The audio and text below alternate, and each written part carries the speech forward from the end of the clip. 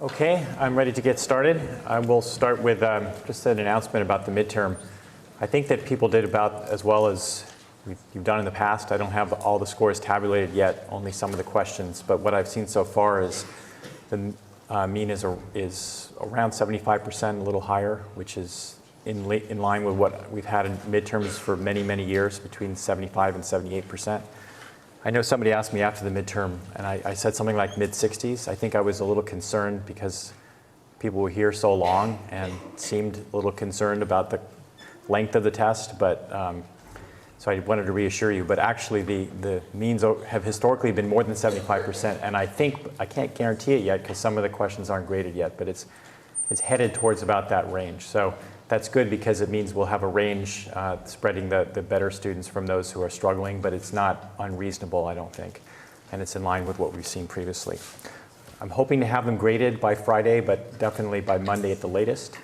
And then at that time, I will provide instructions about regrade requests.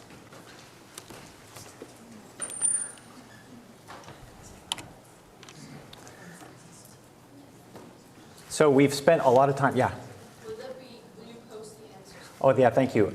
I do post the answer key to the midterm, but I'm waiting till tomorrow afternoon. There are two people taking a makeup exam, and though it's a different exam, I don't want to give them an extra advantage of additional study questions to look at. So I'll post the answer key tomorrow so you can have a look at what the answer should have been. So I really changed things this year so that before the midterm we've concentrated almost entirely on B cells after the innate immunity lectures. Now it's time to turn our attention to T cells as well as antigen presentation to T cells. Those will be the topics of today's lecture and Friday's lecture, leading into Professor Walsh will start up on Monday with T cell development. And then there'll be one more lecture for me a week from Friday on B cell activation, but other than that you'll be spending a lot more time on T cells in the coming weeks. So let's start with the T cell receptor, and we will focus on the type of T cell receptor that's known as the alpha beta T cell receptor. There is another type we'll briefly touch on later. You've seen a similar diagram before in an earlier chapter. The antibodies up here just as a reference so you can see some similarities and differences. So for the T cell receptor there are two chains, just one copy of each. They're the alpha and beta chains. And they are covalently linked by a disulfide bond in the region that's just outside the cell, next to the transmembrane region. Each of the chains has two Ig-like domains. And I think there was some confusion about an Ig-like domain in the message board. These have the similar three-dimensional fold with the two antiparallel beta sheets. But the surface amino acids in Ig-like domains are different from antibodies to T cell receptors to CD4 to Fc receptors. It's just a conserved three-dimensional fold, but the actual protein-protein or protein-antigen interaction surfaces are different for every Ig-like domain. So they have these Ig-like domains, and that makes them a member of the Ig superfamily. They also have a variable region, which is comprised of the two N-terminal domains, one from the alpha chain, one from the beta chain. And this forms the antigen-binding site, shown here. And the antigen-binding site is actually composed of hypervariable loops, or complementarity determining regions, three of them each from the V alpha domain and the V beta domain, very similar to heavy and light chains, each contributing three loops to the antigen binding. So there's the constant domain, constant region, which consists of the two more C-terminal Ig-like domains. And then there's a transmembrane region and a short cytoplasmic tail. In this three-dimensional model, you can see within the Ig-like domains this intramolecular disulfide bonds. It's another characteristic of an Ig-like domain. And then the intermolecular disulfide bond that brings the alpha and beta chain together is here near the membrane, which would be here. So looking in two dimensions now at the entire T cell receptor complex, it's really not just the T cell receptor alpha and beta chains. You have those which we've just talked about, which are involved in antigen recognition. But it only functions as part of a large group of proteins which help bring the TCR to the cell surface and also are responsible for signal transduction to the inside of the cell. You can see some details here with positive and negatives. These just have to do with the fact that transmembrane domains of T cell receptor and these other chains are unusual in that they have some charged residues. You usually don't see that in transmembrane domains, which are usually hydrophobic. But these charged residues are important for the interactions of the different chains and keeping them tightly together within the membrane. So what's the nomenclature here? We have another CD here. We've had CD4 and CD8 and maybe a few others. CD3 is not a single protein. CD3 is a group of proteins that's detected by antibodies that were first developed very early in immunology. And it wasn't appreciated until later that the antibodies to CD3 bind to a number of different proteins that together form the CD3 complex. And these are given the names gamma, delta, and epsilon. I just want you to remember that there's several chains of the CD3 complex that associate with the T cell receptor. And that there's another dimer of proteins which is not recognized by anti-CD3 antibodies, but it's absolutely essential for TCR signaling, and that's known as the zeta chain. This is a Greek symbol for zeta. So CD3 chains are involved in bringing the TCR to the surface and in signaling, and as well as the zeta chain. I alluded to in the last lecture that in the B cell receptor, the Ig alpha and beta chains have a similar function to the CD3 and zeta chains, and I said we would come back to that. That's what I mean. The alpha and beta chains, the Ig alpha and beta for the B cell receptor is important for bringing BCR to the surface and for signaling. It's a little more complicated for the TCR because you have these three components of CD3 plus the dimer of the two zeta chains. There's an important difference between TCR and antibodies, apart from what we've said already, which is that there is no secreted form of the T cell receptor. We've learned that there's surface Ig on the resting or naive B cells, and then when they differentiate into plasma cells, they make a secreted form known as antibody. For T cell receptor, whether it's a resting naive T cell or an activated T cell or an effector T cell, it never secretes the T cell receptor. It's always on the cell surface.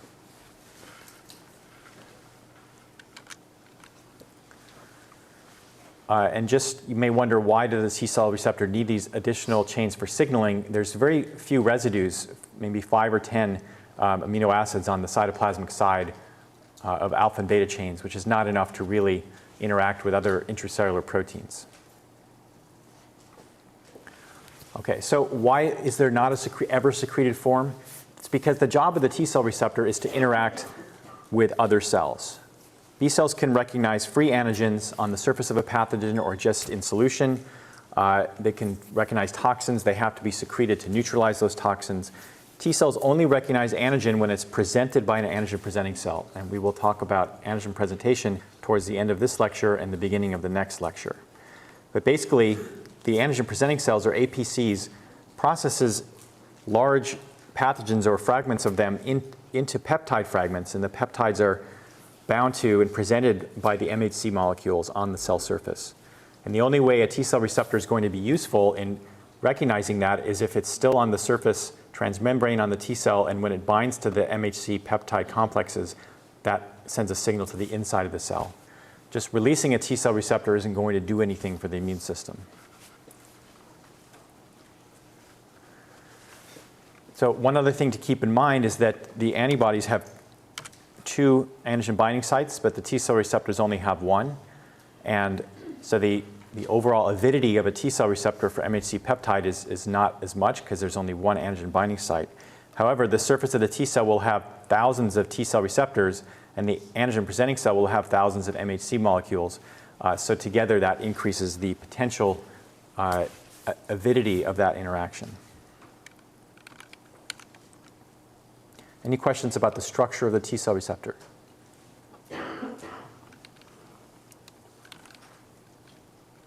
So the epsilon is conserved across both CD3s? Don't pay any attention to the arrangement of there's 2 epsilons, 1 delta. This isn't 2 different CD3s. It's really, it would be like an entire complex in 3 dimensions where it's not one on one side, one on the other. It's just, you can't express that in 2 dimensions. the complex, the T cell receptor has a bunch of CD3 chains. Right now, it's believed there's 2 epsilons for every delta and gamma, but that's controversial. So just be aware that in 3 dimensions, the T cell receptor associates with a CD3 complex that includes gamma, delta, and epsilon chains.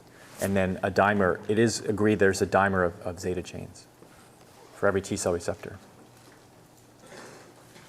It's useful when you look at any textbook to recognize that the diagrams that are done in 2 dimensions cannot, you have to think about them in 3 dimensions. Yeah. You said that there are thousands of TCRs on each T cell. Do they have the same antigen specificity? Yes, all those thousands of T cell receptors on the T cell have the same sequence, same alpha and beta chain.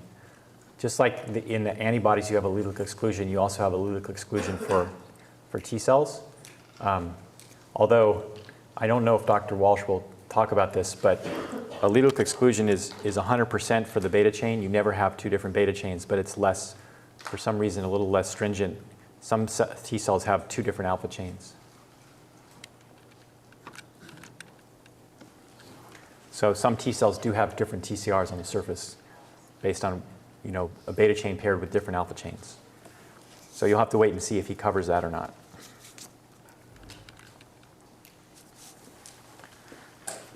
So we're going to briefly go through the process of diversity generation for the T cell receptor because it's at the larger level identical to that we saw for antibody heavy and light chains. There's just a few differences that we'll highlight as we go along. So it's all in one figure here, 5'3", the beta chain locus down here, the alpha chain locus up here. They're on different chromosomes. The alpha chain is similar in structure of its gene segments to the light chains. It has a lot of V segments and a bunch of J segments, no D segments. And there's just one set of constant region exons called C alpha. The beta chain is a bit more like heavy chain in that there's V segments and D segments and J segments. And there's actually 2 different clusters of J segments, each with its own constant region. So there's 2 isotypes of the beta chain, C beta 1 and C beta 2. They're thought to have identical functions. But just as with heavy and light chains, it's a random process during development of the T cells in the thymus. A V beta segment is selected at random, along with one of these. First a D to J joining occurs, and then a V to DJ joining. And at the light chain locus, a J segment and a V alpha segment are selected at random for recombination. The mechanism is really similar. All of these V segments, J segments, and D segments are flanked by RSS sequences.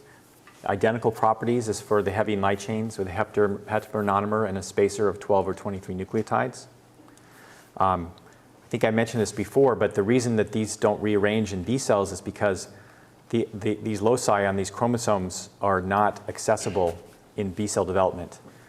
Conversely, the heavy and light chains are not accessible during T cell development, whereas these are accessible, and that's why these rearrange. Why the RSS sequences of these loci are available to the RAG proteins. So again, you have RAG1 and RAG2 that are expressed in developing thymocytes, and you have the general recombination enzymes like DNA PK that are involved. And humans who lack DNA PK or RAG proteins have a complete loss of B cells and T cells, mature B cells and T cells. And lastly, junctional diversity occurs with addition and removal of nucleotides during the recombination process for alpha and beta chains, just as for heavy and light chains. So essentially, the only difference is in the number and arrangement of the different V and J and D segments. And that's a detail that I don't think is important for this class. So that's why I sort of wanted to go through it quickly. But finishing at the level of the T cell receptor itself, I don't like the way that this is drawn because it suggests that the entire J segment or the J and the D segment are kind of positioned on the inside face of the alpha and beta chains, when in fact it's the antigen binding surface where the D segment and part of the J segment, probably more of this J segment, are positioned. So just as with antibodies, the CDR1 and 2 loops are contributed by the V segments, and then the CDR3 loop is formed by sequences from the V segment as well as the J or the D and the J and the additional nucleotides that are added. So this would be sort of the CDR3 loops, but sometimes the J segment will contribute to that for the V beta. Okay?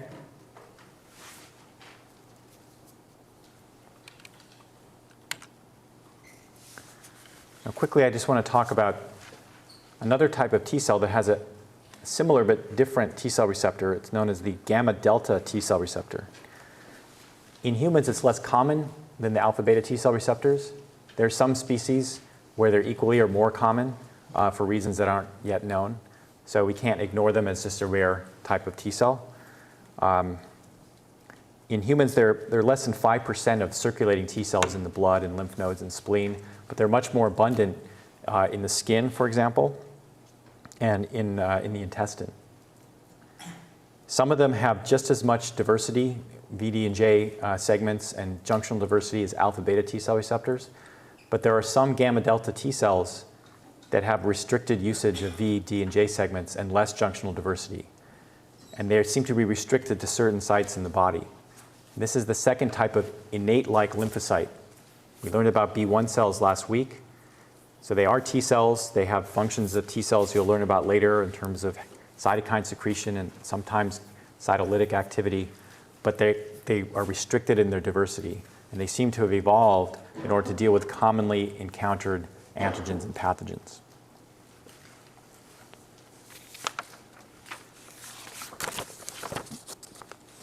But again, not all gamma-delta T cells have restricted diversity. Some do have the random generation of VD and J recombination and junctional diversity.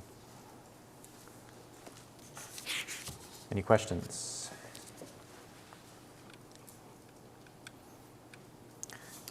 There's hundreds of labs that study gamma-delta T cells, so that's why I felt it was important to include this, because these are important cells, but we can't cover everything, so I just wanted to make you aware that they exist. It might come up on an MCAT exam, or you might get interested in them in your own research later on. So now that we've talked about the T cell receptor and its properties, we need to talk about its ligand, which is MHC peptide.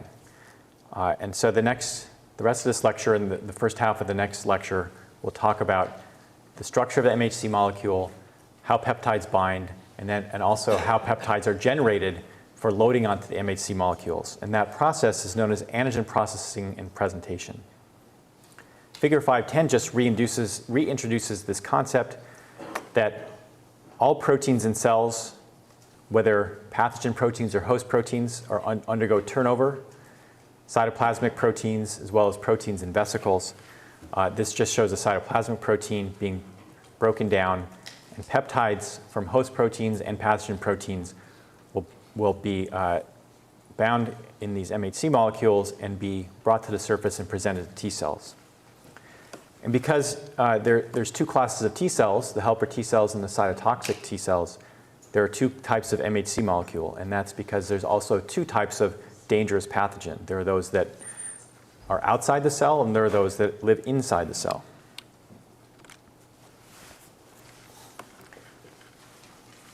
Well, CD4 and CD8 are not just markers of two different types of cells. They have absolutely essential functions for the helper cell and the cytotoxic T cell.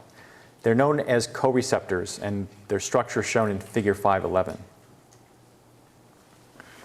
Of course, the cells that have CD8 are the cells that can become cytotoxic T cells, and the cells that have CD4 can have helper T cell function. So these deal with intracellular infections, killing the cell. These deal with extracellular infections sensed by different types of cells.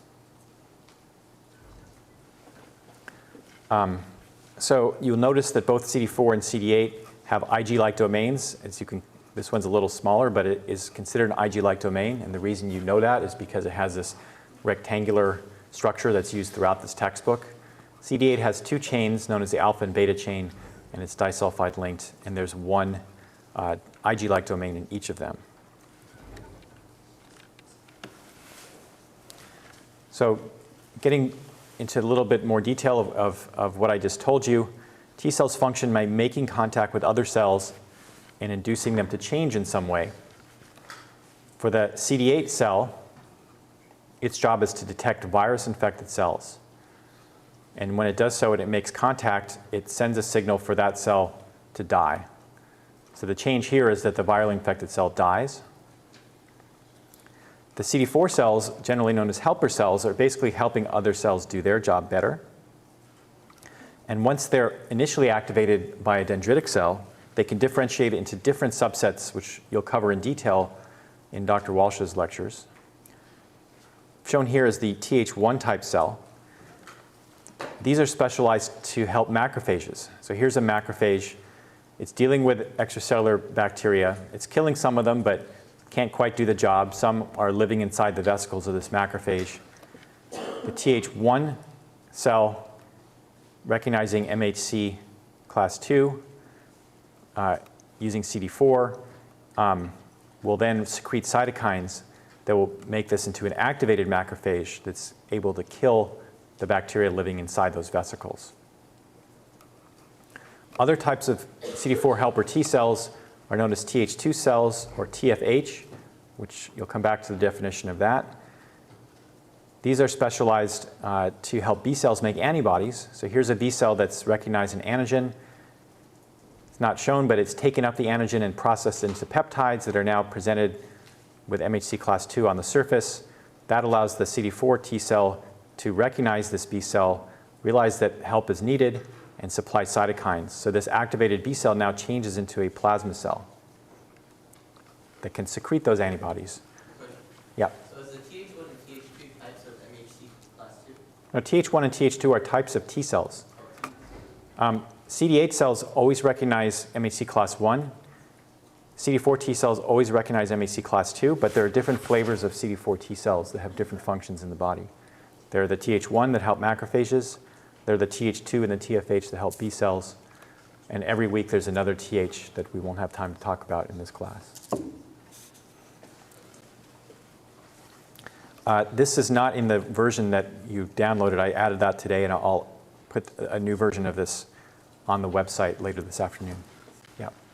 Would macrophages and B cells be unable to go about their actions without the T helper cell? Will macrophages and B cells be able to go about their actions? To some extent, but not nearly as well. So in people who have trouble making Th1 responses for various reasons, they're prone to these intracellular infections. And if you can't make these types of T cells, B cells are severely impaired in their ability to undergo class switching and develop into plasma cells. Yeah. So when you're diagnosed with AIDS, you have a reduction in CD8? No, with the AIDS, you get a reduction in CD4 cells because that's the cell that's killed by the HIV, but you have trouble making new CD8 responses and new antibody responses because you've lost your helper CD4 cells. CD8s need help from CD4 cells too, as we'll see later on. Yeah. You said the function of CD4 is to help the T cell receptor detect. We'll come back to the function of CD4 and CD8 in a minute in more detail.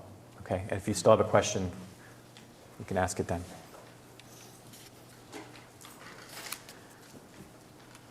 So figure 523 tells you a little bit more about the two classes of MHC molecules before we show you their structures. And it illustrates that these are expressed on different types of cells and that they present peptides from different sources and activate different types of T cells. But basically shown here is just where they're expressed. Class 1 MHC molecules are expressed on basically all cells of your body that have a nucleus, because any of those could be infected by a virus. They're not expressed on red blood cells. Red blood cells don't have a nucleus, and as far as I know, they can't be infected by viruses, although they are a place where malaria parasites can hang out. But any of these other cells have a nucleus. These are just some, but you find them also in non-hematopoietic cells, not as highly expressed, but a plus sign means there is MHC class I throughout cells everywhere in your body. They bind peptides from intracellular proteins, such as those that are being produced during viral infection, but also host proteins. And then when a CD8 positive cytotoxic T cell recognizes a foreign peptide presented by MHC class I, it will kill that cell. So this is a defense mechanism for the body so that any virally infected cell will display that it's infected and get killed by CTLs. Now, class II MHC molecules are much more restricted in their expression. There's a little bit on T cells in the human, not in the mouse, but let's ignore that and focus on these three. In one of the first lectures, I talked about cells as APCs. And when I said these are professional or APCs, what I really mean is they are able to present antigen both MHC class I and MHC class II. They express MHC class II on the surface. So that makes them a professional antigen-presenting cell because they can take peptides derived from extracellular proteins that are endocytosed or phagocytosed into the cell, degrade them, and present them to T cells. And that is how macrophages through phagocytosis will present peptides from the bacteria, B cells through endocytosis, dendritic cells through constant sampling of the environment. Macropinocytosis was a term we used in a previous lecture. All of those can take up material from outside the cell, degrade the proteins, and present peptides with MHC class II.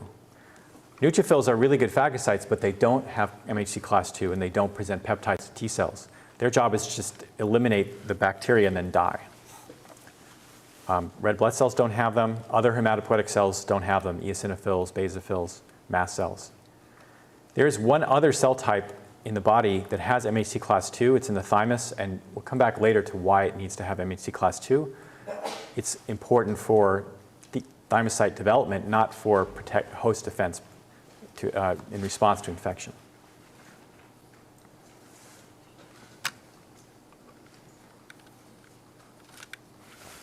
Okay, now we can actually look at the structure of MHC molecule. And this has been in textbooks now for 20 years, but I was a graduate student when these structures came out, and it was one of the most exciting days for immunologists around the world because we finally understood the structural mechanism for how peptides are presented, what MHC molecules really look like. So structural biology is a challenging field, but if it's a molecule you're interested in, it can be really exciting to see the structure come out. So let's get into it. There's a two-dimensional version up here and a three-dimensional drawings down here. You'll see in the textbook, they often say CD4 and CD8 are glycoproteins, MHC class I and class II are glycoproteins. All that means is that these are proteins that have glycosylation. They're just, we're not going to talk about what glycosylation does in this class, so just, but if you see that term and you wonder if it has significance, that's all it means, is that it's a protein that's glycosylated. So these are both glycoproteins, so are antibodies, so is a T cell receptor. And you can see, if you just kind of squint a little bit, that class I and class II look very different. Very similar. There are some important differences, though. They each have a region that has an Ig-like domain. So there's one of them here in the alpha chain, and there's of the class I, and there's one in each of the chains of class II. They both have this cleft or cave. It's called a cleft or groove, actually, where the peptides bind. In these structures, they're not showing the peptide. We'll show it in a later version. But you can see it in 2 dimensions. You can see it looking sideways down through the molecule, that there's this groove where peptides can bind. Okay, so the class I molecule has 2 chains.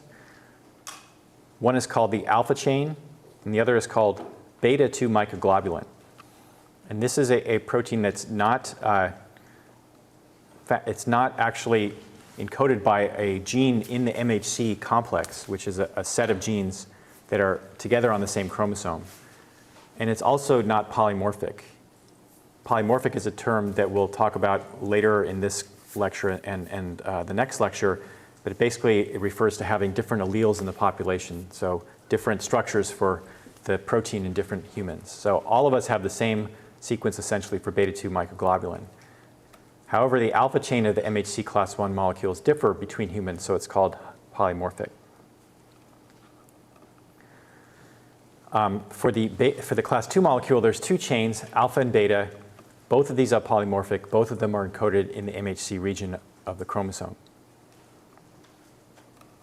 For the class I molecule, the alpha chain has a transmembrane domain, beta-2 microglobulin does not. For the class 2 molecule, both the alpha and beta chains have transmembrane regions. The way that the domains within these chains are numbered are shown. So there are 3 domains within the alpha chain, alpha 1, alpha 2, and alpha 3. You can see them down here as well. Alpha 3, you can see, has an Ig-like fold. And this is a region of interaction with beta-2 microglobulin. Alpha 1 and alpha 2 come together to form the peptide binding groove. But they're part of the same polypeptide chain. For the MHC class 2 molecule, they're numbered alpha 1 and alpha 2, beta 1 and beta 2. The peptide binding groove is formed by the alpha 1 and beta 1 domains. These are not covalently linked. They're part of different chains, but they come together to form this groove. And each of them has its own Ig-like domain closer to the plasma membrane. They don't show the transmembrane sequences here, but you could imagine for alpha 3, this is going down into the membrane, and for alpha 2 of the MHC class 2 molecule and beta 2 of the class 2 molecule, these are into the membrane. So I realize this is a very confusing nomenclature. We have a beta 2 microglobulin here, then we have a beta chain that has a beta 1 and a beta 2 domain. There's an alpha chain for class 1 that has 3 domains, alpha 1, alpha 2, and alpha 3. There's an alpha chain for class 2 that has 2 domains, alpha 1 and alpha 2. It's just the way it is, and you have to learn it.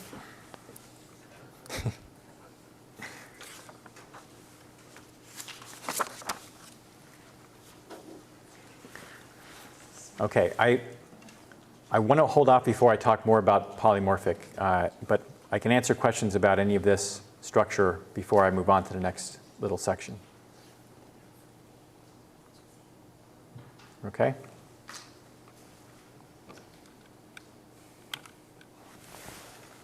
Well, now we can put everything together and start to answer the question of how these co-receptors work and how everything fits together as a group.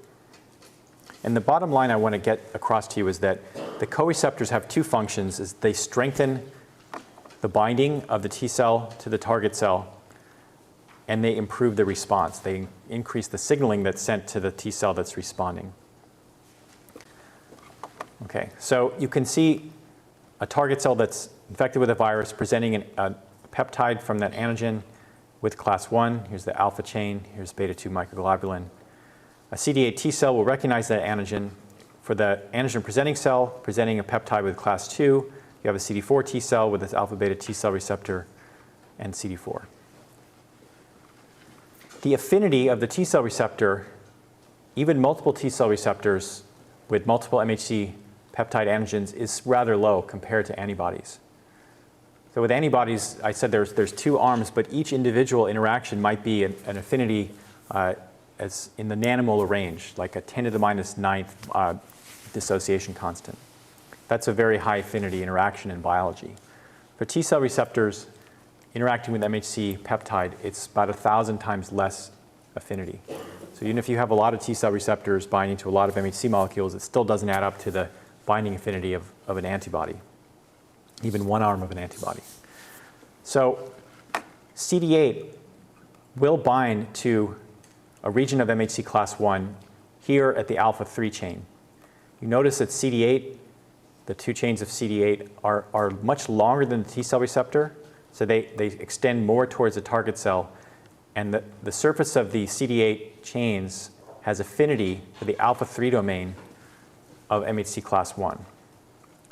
It's not super high affinity either, so T cells don't just go around sticking to target cells all the time, but when a T cell receptor can bind to an MHC peptide and the CD8 molecule can bind to the alpha 3 chain, now the affinity is high enough that the T cell will stop and you have a productive recognition event. So essentially there are 2 ligands for MHC peptide, MHC class 1 with peptide. There's a T cell receptor that binds here at the MHC peptide surface, and then there's CD8 that binds to this other region of the MHC molecule. It's a very similar situation for a CD4 helper T cell. When the T cell receptor binds to MHC class 2 plus peptide, the affinity is pretty low, but CD4 is a longer extended molecule And it has affinity for these domains over here, the alpha 2 and beta 2 domains. I don't know if it's just beta 2 or if it's both. It probably doesn't matter.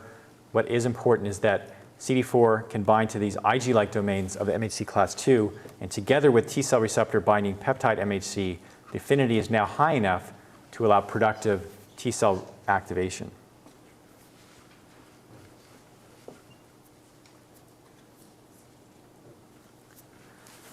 So now you can understand why helper T cells have to have CD4, because that's the only way they can recognize antigen presented by class II effectively, and why CD8 cells have to have a CD8 molecule. That's what they need to recognize and bind antigen presented by MHC class I. And in addition, when CD8 or CD4 engages the MHC molecules, it enhances the signaling that occurs through CD3 and zeta chains that we learned about earlier today. In humans or mice that have defects in CD4 or CD8, I think it's been really done in mice, you don't have effective responses. So if you don't have CD4 in mice, they can't, the helper T cell responses are severely impaired. Even if you just cut off the cytoplasmic tail of CD4 so it can't help with the signaling, then you have impaired responses. So it's a co-receptor that's really functions hand in hand with the antigen recognition component. The T cell receptor recognizes the antigen, but the co-receptor, the CD4, the CD8, stabilizes that interaction and allows a strong signal to be sent. Does that make sense? Yeah. It looks like the MHC class I, the alpha 1, alpha 2 is attached to the variable site of the T cell receptor. Is that accurate? Yeah, actually, so I think we'll cover that next time, but the T cell receptor recognizes the entire surface of the peptide, these alpha helices here with the peptide, that entire surface that's formed there. It's not just recognizing the peptide. And that's absolutely essential for a lot of aspects of immunology that you'll learn about in the later lectures. But let's hold off on that for the moment.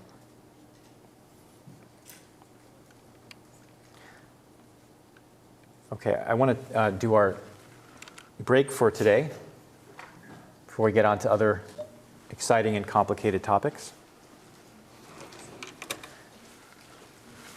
So I'm sure a lot of you or people you know, when they start to feel sick, they scramble to take some vitamin C, or they buy some echinacea, or they take some zinc. But if you go to the doctor and you're feeling sick, do they ever prescribe these? Not usually. You might be able to find a doctor who says you can take it, or you might not. It's not going to help that much. But why do people do this? And what is the evidence for it?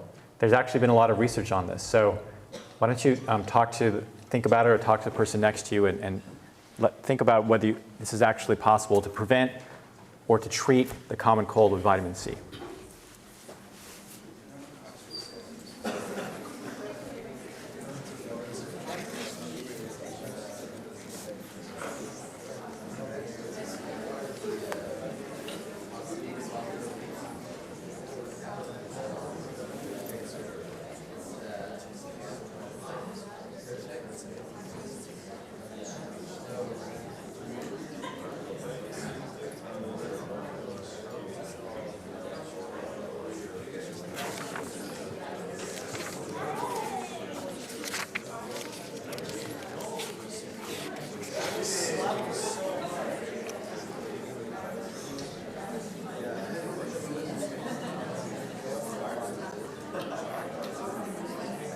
Okay, who thinks there's some medicinal value in vitamin C? It's okay. Raise your hand. Who thinks that there's no value in taking vitamin C? About half and half. All right, so I'm just going to cite one study, but basically the answer is maybe for preventing. So this is a study from American Family Physician from 2007. I'll just amplify the part that I want to show you. Complementary and alternative therapies including vitamin C, but also echinacea and zinc, are not recommended for treating common cold symptoms. And there's a lot of studies that, well-controlled studies using real, good purified stuff that doesn't change the outcome of your cold once you have it. Of course, fluid intake is useful. Your doctor will tell you rest and drink fluids. Prophylaxis of vitamin C, what that means is just taking it all the time to prevent getting sick, might reduce the duration and severity of the common cold in the general population. So it's kind of a modestly. So that's a potentially small effect. But actually might reduce the incidence of illness, meaning some people, you might get sick less if you're exposed to physical environmental stresses. So here they looked at people like Navy SEALs and professional athletes, people who are under a lot of physical or environmental stress. And there, it seemed like maybe they got fewer colds if they were constantly taking vitamin C. So if you're on the soccer team or doing something else very active all the time and you can't afford to get sick, maybe you ought to be taking vitamin C. But for the rest of us, it probably doesn't help all that much. It's the reason why you go to Vitamin Shop or whatever it's called, and there's these huge stores filled with vitamins everywhere across this country, most of which have absolutely no value to you. But the reason that I did this is not just to tell you not to take these things, but it's because one of the values of being a biology major or related fields is that by the time you graduate here, you should be able to do your own literature searches on PubMed and other places and actually find the studies that will answer these questions. You can be an informed member of society, decide for yourself if these alternative treatments are useful or not. There are studies of them. Everybody would like for these things to work. If they work, your doctor would tell you to take them. But the evidence is against that. So use your head, use your skills that you've developed as a biomajor to navigate through this world we have of potentially competing ways to treat all kinds of diseases, not just the common cold.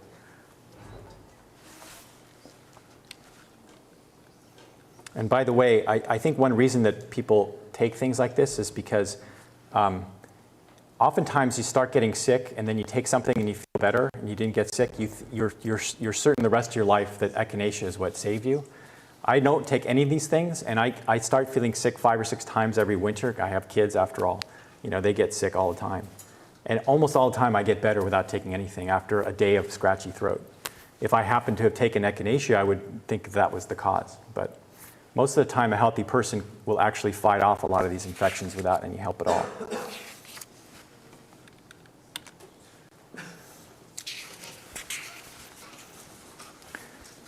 Okay, so back to the lecture. Now we're going to look at more detail at the peptide binding cleft, or the peptide binding groove, as it's called in this figure. Looking down at it from the top. And now they really look very similar, the MHC class 1 and the MHC class 2 molecule. You can see, of course, that the alpha 1 and alpha 2 domains are part of the same chain. It's not so easy to see, but alpha 1 and beta 1 are from 2 different chains of the MHC class 2 molecule. But overall, both of them have basically a floor that's made of a beta sheet with antiparallel beta strands, and then 2 alpha helices that line the peptide binding groove. And the peptide binds inside this groove, and it kind of looks like a hot dog in a bun. So the beta sheet is the floor, and the alpha helices are the walls. And for any MHC class 1 molecule or class 2 molecule, there's actually quite a few peptides that can bind in this groove. It's not just a single peptide sequence. A lot of the amino acids in the peptide are actually facing away from the MHC molecule towards the T cell receptor. So there's a lot of flexibility in the sequence of these peptides. But there are some properties that you need to know. So for MHC class 1, the length is really important. All known peptides that bind MHC class 1 are short, between 8 and 10 amino acids in length. These little boxes are not on the version I uploaded a few days ago, but I will put them on a new version for you.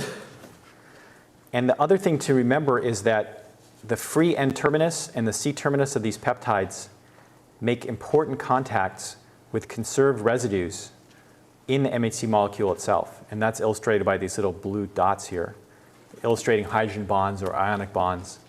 And that contributes a lot to the binding affinity of peptides in the MHC class 1 molecule. So they have to have a certain length because the N and C termini need to form hydrogen bonds with conserved residues in the MHC molecule on the ends. If they're longer, they wouldn't fit in right. For class 2, the length is quite variable. They're generally longer. They can be as short as 13, but as long as 25 amino acids. And you can see in this example that this particular one is kind of hanging out the end. They might even be longer than what's shown here. Okay, what other interactions contribute to binding? Well, all peptides have main chain carbon and nitrogen atoms that can be involved in hydrogen bonding. Those backbone amino acids can make contacts with residues in the MHC molecule. And that contributes a lot to binding in both MHC class 1 and class 2. But lastly, what generates the real specificity is side chains of the amino acids of the peptide that are not pointing away towards a T cell, but that are pointing towards the peptide binding groove. Those can form strong interactions of various types, hydrogen bonds, van der Waals interactions that contribute to the binding. And in the next lecture, we'll learn a little bit more about those properties. But just to recap, for the class 1, short peptides, they interact partly through their ends, but also through the backbone, peptide backbone residues and some side chains. For class 2, the ends do not generally interact with the MHC. It's the backbone and the side chains of the amino acids.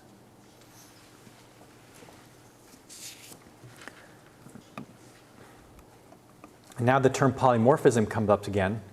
And MHC molecules are among the most polymorphic, are the most polymorphic genes in the human genome. That means they differ from one person to the next very significantly. And those polymorphic residues that differ from one person to the next mean that our different people's MHC molecules will bind to different peptides.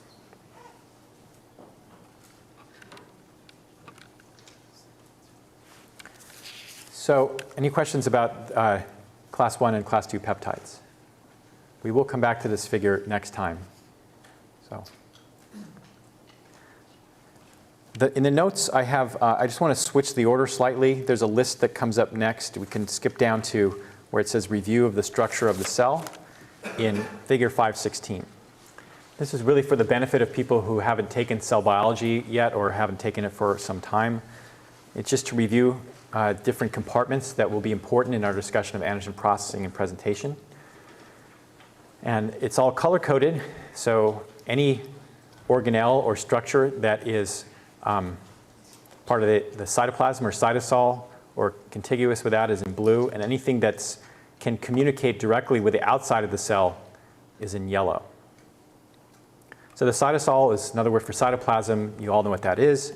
The nucleus, shown in dark blue here, it is essentially continuous with the cytoplasm. That's why it's blue, because there are these pores or holes in the nuclear membrane that allow exchange and transport of proteins and other materials. But it also has a membrane that interacts with the endoplasmic reticulum, the ER here, or is contiguous with the ER. When you have a secreted protein or a transmembrane protein, they're synthesized on ribosomes next to the ER and inserted into the ER, and then they enter the secretory pathway. The next set of vesicles, also yellow here, is the Golgi apparatus. And eventually, if they're destined to be secreted or plasma membrane proteins, they enter a secretory vesicle that fuses with the plasma membrane and releases the contents.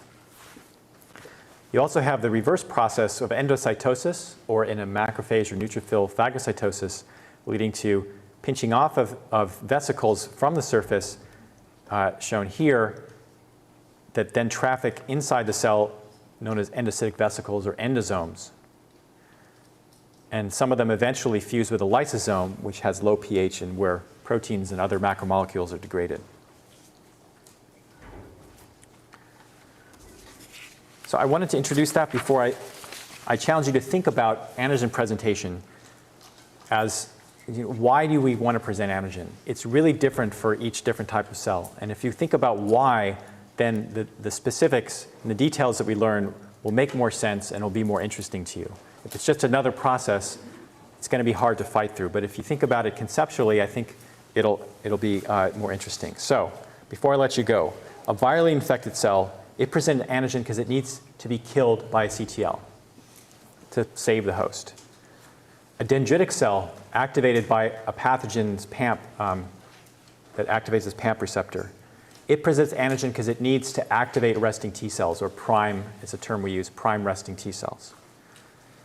A macrophage that's phagocytosed a pathogen, if it hasn't been able to destroy the pathogen, it needs to present antigen to receive help from the effector T cell, the Th1 cell, to destroy those pathogens in the vesicles that are living in these endocytic vesicles.